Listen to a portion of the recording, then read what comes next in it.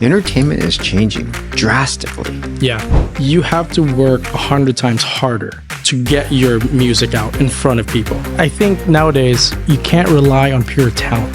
No, you got to use social media. Right. You see it with the US elections. Yes. Right? Like, it was more effective for politicians to go through podcasters rather than going to traditional media. Right. So they don't trust the news outlets. Right. They don't. I think that's the beauty of live entertainment in music. You give someone a supercomputer. Yeah. Give them all the programs that you have, from Photoshop to ChatGPT, whatever, and you ask them to solve a problem. If they don't know how to use those tools and maximize those tools. So you're in entertainment. Your specialty is entertainment, right? Yes. I'm curious to learn from you, or kind of hear what you really think of what's happening right now. Entertainment is changing drastically. Yeah. Right? And you see it clear as day. It's no longer scripted acts, big production. It's turning into this very basic grassroots authenticity. People are learning how to consume that. And it's almost to the point where it's scary, because now I'm trying to watch a movie now and I can't even pay attention for a movie anymore. Yeah. Yeah. How are you seeing this shift? From a music and entertainment standpoint, I think it's more on, you have to put in the extra effort. What do you mean? So, for example, I found out recently that there's 100,000 songs now being released on Spotify daily. Okay. Okay. So if you're an artist, if you don't have the name of a Bruno Mars or a Blackpink or a Taylor Swift, you have to work 100 times harder to get your music out in front of people, right? Mm-hmm. Getting it on a playlist, getting it featured, getting people to add it on their TikTok videos, their reels, and also like maybe pitch it to a movie for sync, right? But what about these guys that are going mega viral, up and coming artists that are going mega viral on social media? So those are the guys that have put in the effort. Those are the guys that are putting their own content. So Okay. if you notice, these guys that do go viral for a song or a music video, it's because they did something that the others are not doing, right? So they either create a dance routine, right? And then the dance routine, everyone dances to it, and then it becomes like a moment on TikTok or on Instagram, right? Maybe Snapchat, maybe all these other like reels, shorts. I think those people stand out because they put in the extra effort.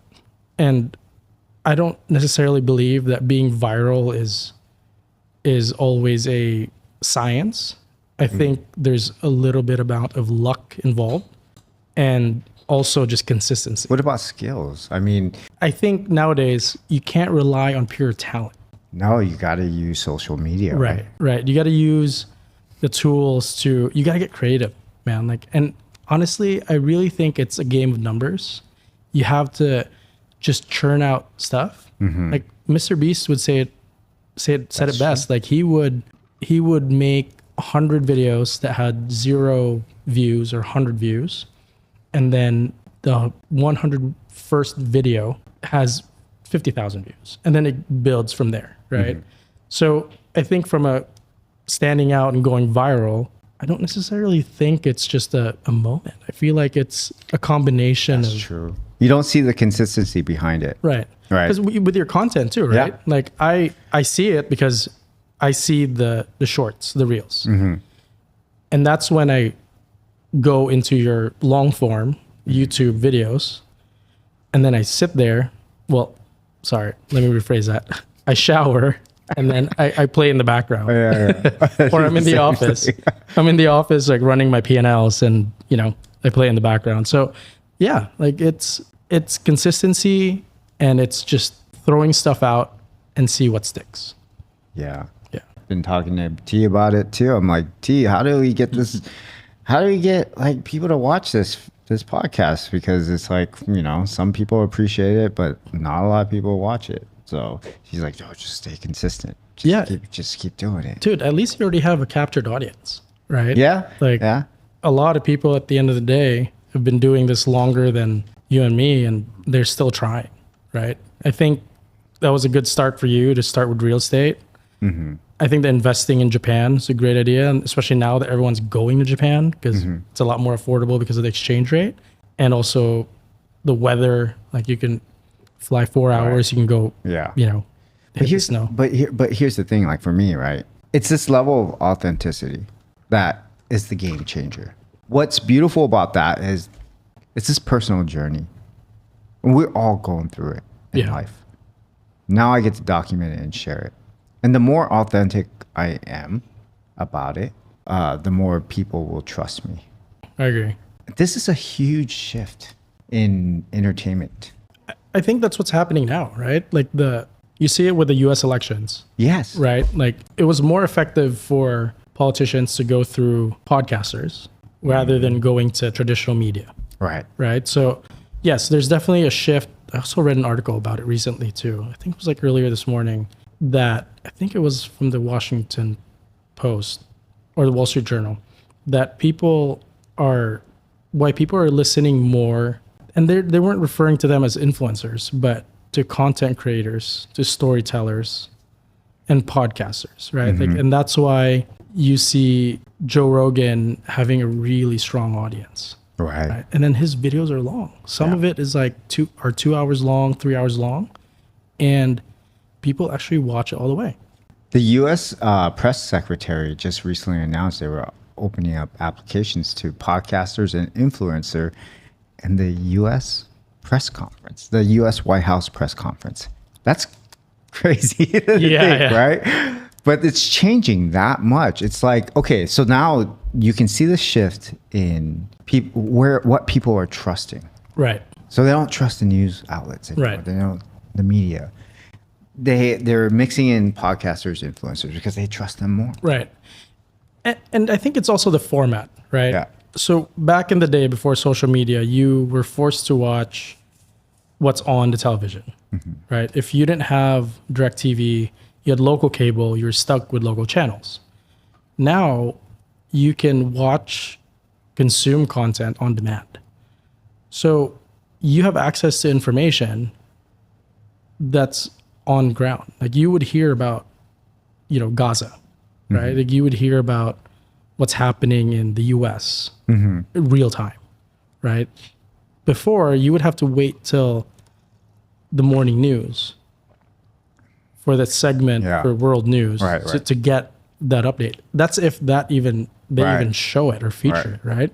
So I think that's also the I think it's a cultural shift through digitalization of media. Right. Democratizing it. Yeah. So it's one, it's free. Right. And the second part is, for the most part, it's free. Second part is it's accessible anywhere, anytime. Okay. Tell me if you agree with this. The more YouTube content you consume, and a lot of the YouTube content you're consuming is this type of content format, podcasts, whatever, vlogs. Yeah. Right? Authentic type of content creators. Then you go on Netflix and it's getting harder and harder to watch something because there's too many selections, and then when you do, it's hard to captivate your attention. Right. The way we are consuming media, which is ultimately entertainment. So now entertainment is shifting. It's not just like shits and giggles, make me laugh, whatever. It's like, teach me something. Right. Make it worthwhile. Yeah. Right. How is that? I mean, does that threaten your business at all in what you're doing? The beauty of live entertainment, and this is in sports, music, concerts, right?